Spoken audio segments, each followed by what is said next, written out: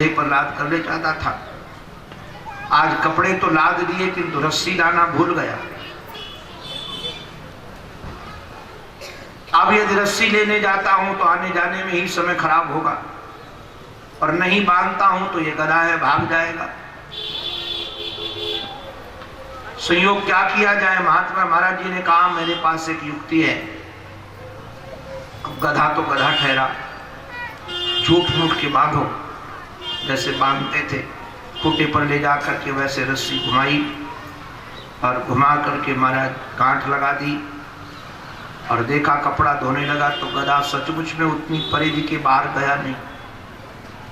किंतु गजब तब हो गया जब सायंकाल महाराज जी आए तो महाराज जी पर वो मालिक गधा का बरस पड़ा, रजत धोबी बरस पड़ा। उसने कहा बाबा तूने तो मेरा गधा चौपट कर दिया। क्या हुआ? बोले इस पर इतने बार कपड़े लादने के बाद मारता हूं कि तो चलता ही नहीं। उन्होंने कहा क्यों रे तूने रस्सी खोली कि नहीं? बोले बांधी हो तो खोलूं। बोले जैसे झूठ मूठ की बांधी थी ना वैसे झूठ मूठ के खोल तो सही। और जो झूठ मूठ के खोला तो गधा भागा। आप समझ गए होंगे सब गधे झूठ मूठ की रस्सियों में बंधे हैं। शायद आप लोग भी बांधे गए हो। क्यों राम स्वरूप जी यादव जी बांधे गए कि नहीं? वो महाराज पति पत्नी का कपड़ा बांधा जाता है ब्याह में, वो नाइन बांधती है कोई बांध देते। एक बार उसने बांधा कपड़ा तो जाने कहां चला गया, किंतु इतनी जबरदस्त गांठ बनती है पति पत्नी में कि मरने के बाद भी छूटती नहीं है। ये जो बंधन है अजरम पासम आत्मनक कवयो विदुः, ये अजर रस्सी है किंतु स एव साधु सुकृतो। वही रस्सी यदि साधु से बांध दी जाए, यदि साधु से रस्सी बांधी जाएगी तो संसार के संबंध अपने आप कट जाएंगे। कल मुझे बहुत अच्छी बात लगी। इस क्षेत्र का एक नवयुवक आया, हमारी बातचीत हो रही थी तो एक सज्जन के विषय में वो चर्चा कर रहे थे कि उनका दुष्टों के साथ संग है, उठना बैठना, तो वो छोड़ते नहीं हैं। हमने कहा वो बहुत जरूरी है छोड़ना। तो उन्होंने कहा महाराज उसको छोड़ाने का प्रयास मत कर किया जाए, आपके संग में जुड़ जाएंगे तो अपने आप वो संग छूट जाएगा। आप बात करते रहो उनसे। आपकी परिधि हमको बहुत अच्छा लगा।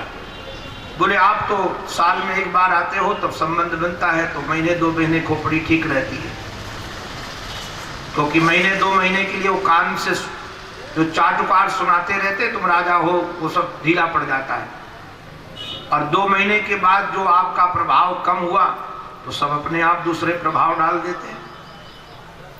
तो वैसे सएव साधु सुकृतो मोक्ष द्वारमपावृतम, साधु से यदि संपर्क हो जाए, और साधु माने वेश नहीं होता है, आप ठगे मत जानो।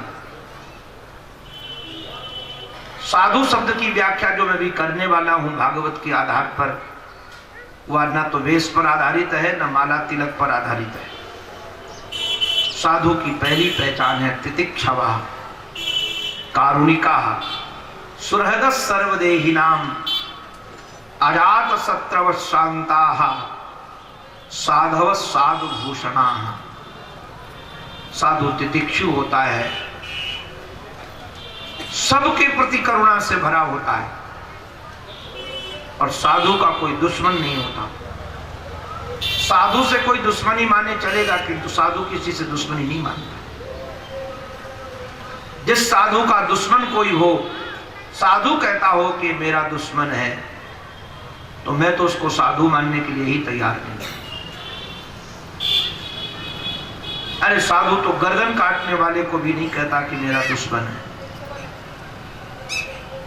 करुणा से भरा हुआ, और साधु यदि किसी आश्रय में जीने लगे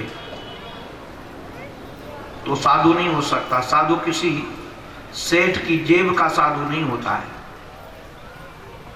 हमारे पूज्य श्री उड़िया बाबा जी महाराज संतों का बड़ा सम्मान करते थे। तो एक संत आए, वो गुण बाबा से हमारे महाराज श्री के भी जीवन में आया। तो बाबा के यहाँ कोई संत आए तो एक ब्रह्मचारी नियुक्त कर दिया गया कि संत का पूरा ध्यान रखना। सारी व्यवस्था की। एक दिन बाबा ने पूछा कि सब व्यवस्था ठीक चल रही है? उसने कहा कि बाबा और तो सब अच्छा है, किंतु ब्रह्मचारी जी महाराज को शाम को 1 लीटर गाय का दूध चाहिए।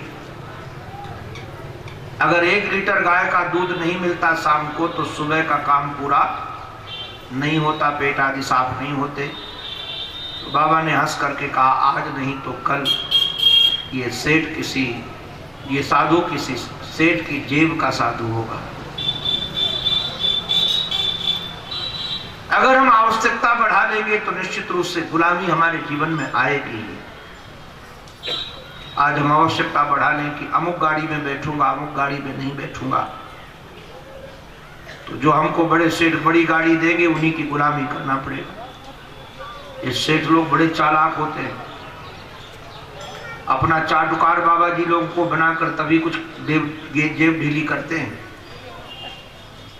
अगर उनके हाँ में हाँ न मिलाओ तो दक्षिणा बिल्कुल नहीं मिलेगी। तो आवश्यकताएं गुलामी की जननी है। साधु आवश्यकताओं से बना हुआ नहीं होता,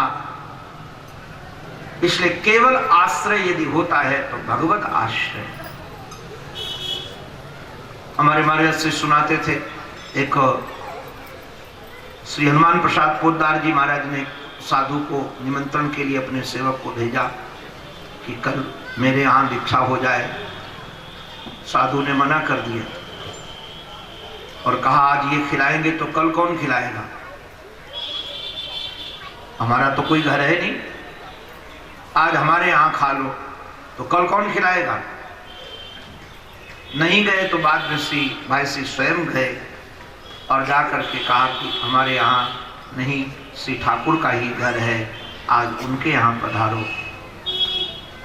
वो हमारे पूज्य मामा जी महाराज कहते हैं कि मैं किसी के यहाँ जाता हूँ, श्री नारायण भक्तमाली जी, तो मैं पूछता हूँ इस घर का मालिक कहाँ है, इस घर का मालिक कहाँ है? तो जो सत्संग नहीं किए होते, जो साधुओं का साथ नहीं किए होते, वो कहते हैं मैं हूँ। और जो साधुओं का संग किए होते हैं तो घर में जो ठाकुर जी होते हैं उनको दिखा करके कहते हैं घर के मालिक ये सरकार है। हम तो इस घर के किंकर हैं, घर के मालिक हम नहीं, घर के मालिक ये। और सचमुच में साधु का तो जीवन ही भगवत आश्रय में है। मयि एव अनन्य भावेन भक्तिम कुर्वन्ति ये दृढ़ाम। बाद में कहा कि माँ भगवान से प्रार्थना करो कि संत मिले। हम सच कहें, धन मिले की प्रार्थना मत करो, संत मिले। और जब संत मिलेंगे तो सताम प्रसंगान मम वीर संविदो भवंत हृत कर्ण रसायना कथा तज्जोषणादा सुपवर्ग वर्तमनी श्रद्धा रतिर भक्ति अनुक्रमिष्यति। साधु के संग का सबसे बड़ा फल ये है कि साधु के पास केवल मंच में ही कथा सुनने को नहीं मिलती है। क्या आप सोचो कि एक निर्धारित समय है कि 4 घंटे तो प्रवचन देंगे, उसके बाद फिर राजनीति की चर्चा करेंगे। उनके पास चाहे जितने टाइम पहुंच जाओ, अगर चर्चा का विषय होगा तो भगवत कृपा होगी, भगवत संत होंगे, गुरुजन वाणी होगी, उसी में तो रमते हैं वो संत। हमारे पूज्य महाराज श्री को पूज्य विरक्त श्रोमणी वामदेव जी महाराज कहते थे, चलते फिरते लाइब्रेरी। और महाराज जी के पास कोई किसी भी समय पहुंच जाए, सत्संग चर्चा के अलावा कोई चर्चा नहीं मिलेगी। अगर कोई संसारी आकर अपने संसार की चर्चा करता भी है तो संत दिशा तुरंत दे देता है सत्संग की, उसकी दिशा मोड़कर दूसरी दिशा में, इस दिशा में बहो। और जब ऐसी चर्चा सुनते हैं तो महाराज उस चर्चा को सुन करके सेवन करते करते पहले हमारे जीवन में आती है श्रद्धा, और फिर रति आती है, फिर भक्ति आती है। वैसे हिंदी जगत वाले लोग अगर शब्दकोश खोज करके खोजेंगे तो रति और भक्ति दोनों पर्यायवाची हैं। रति और भक्ति शब्द दोनों पर्यायवाची हैं, किंतु हमारे वेदव्यास जी महाराज ने और संत प्रवर तुलसीदास जी महाराज ने, क्योंकि संत प्रवर श्री तुलसीदास जी महाराज का चिंतन तो पुराणों का चिंतन है, इसलिए वो श्रद्धा और रति और भक्ति को पर्यायवाची नहीं माने हैं, अलग अलग माने। रति माने होता है एक तरफा प्रीति, उभयांगी प्रीति नहीं, एक तरफा प्रीति, वन साइड लव। और भक्ति माने उभयांगी प्रीति। इसलिए संत तुलसीदास जी महाराज ने भरत जी महाराज के मुखारविंद से प्रयागराज में ये वाणी अभिव्यक्त करवाई। हमारे भैया भरत ने जब गंगा यमुना की प्रबल दिव्य धारा देखी तो रुदन करते हुए कहते हैं कि क्षत्रिय का धर्म मांगना नहीं है, किंतु आर्त व्यक्ति धर्म का विचार नहीं कर पाता। आज मैं अपना धर्म छोड़कर आरत काहन करे कुकर्मू, अपना धर्म का परित्याग करके भी कुछ मैं मांगना चाहता हूँ। प्रयागराज ने कहा मांगो क्या चाहिए। ऐसी मांग मांगी है भैया भरत ने कि हृदय गदगद हो जाता है। अर्थ न धर्म न काम रुचि, गति न चहो निर्वाण। अर्थ न धर्म न काम रुचि, गति न चहो निर्वाण। जन्म जन्म रति राम पद, यह वरदान। वैसे जहां आप देखोगे शास्त्रों में प्रयोग तो पहले अर्थ को नहीं रखा गया, धर्म अर्थ काम मोक्ष बोलते हैं, पुरुषार्थ में पहले धर्म। किंतु तुलसीदास जी महाराज ने भरत के मुख से पहले अर्थ को कर दिया। अर्थ न धर्म न काम रुचि, अर्थ को क्यों कर दिया? ये धर्म को बाद में क्यों किया भरत जी ने? वो जानते हैं कि दुनिया में जितने अनर्थ होते हैं वो इस अर्थ से ही होते हैं, इसलिए कहा पहले हमको अर्थ ही नहीं चाहिए। अगर अर्थ न होता तो आज हमारे राघव बनवासी न बनते, आज ये अर्थ का अनर्थ न होता तो हमारी मां हमारे हाथ से कभी नहीं जाती, हमारी मां चली गई। इसलिए अर्थ अनर्थ का हेतु है, इसलिए अर्थ को पहले रख दिया।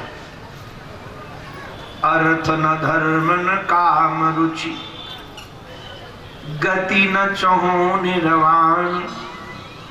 क्या चाहिए? बोले जन्म जन्म रति राम पद, यह वरदान मनाम। बाद में देखो रति को खोल दिया। कैसी रति चाहिए? जानहि राम कुटिल कर मोही, लोग कहें गुरु साहिब द्रोही। आहा, हम किसी से प्रेम करते हैं तो कहते हैं वो हमको जाने। हम जब उस पर नाराज होते हैं प्रेमास्पद पर, कहते हैं तुम हमको जानते ही नहीं, हम तुम पर प्राण छिड़कते। कल प्रात को जा